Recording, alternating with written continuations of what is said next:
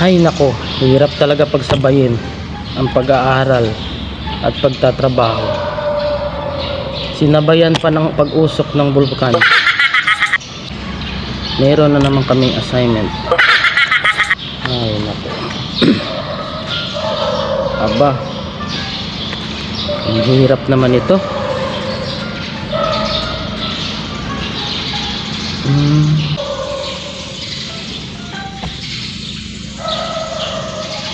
Magbigay ng 5 halimbawa na hindi magandang ehemplo. Aha.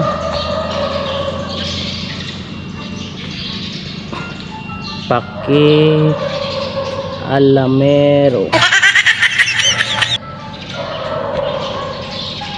Sip-sip. Ano pa? Tamad. Ayun, palautang. Maraming nag-uutang sa akin na hindi nagbabayad.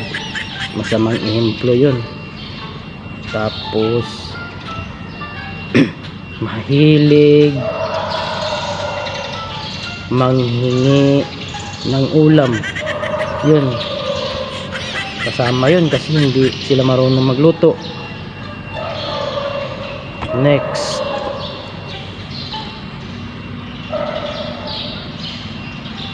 anong letter ang pinakamalaki?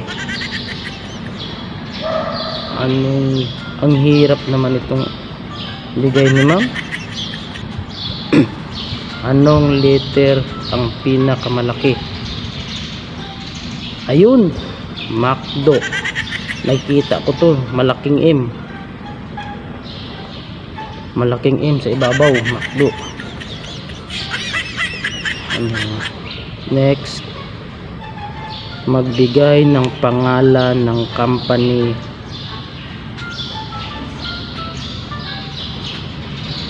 and meaning. Ba?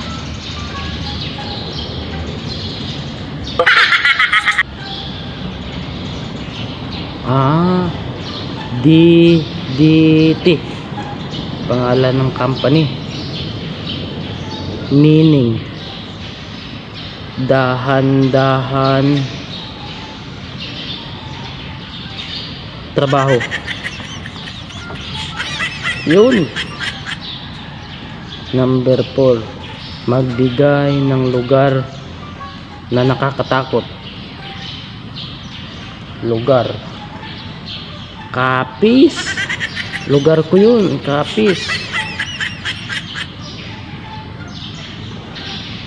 Next, magbigay ng halimbawa na magiging tama ka palagi. Halimbawa na magiging tama ka palagi. Alak. Alak.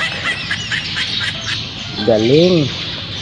Kasi pag nakainom ka ng alak, magiging tama ka palagi.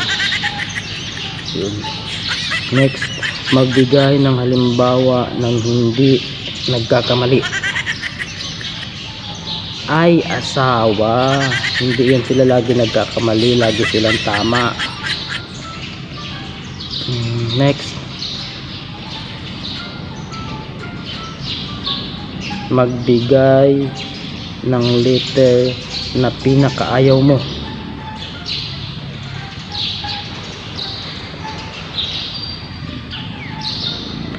Ay, X. X. Kasi minahal ko siya, tapos may mahal din pala siyang iba.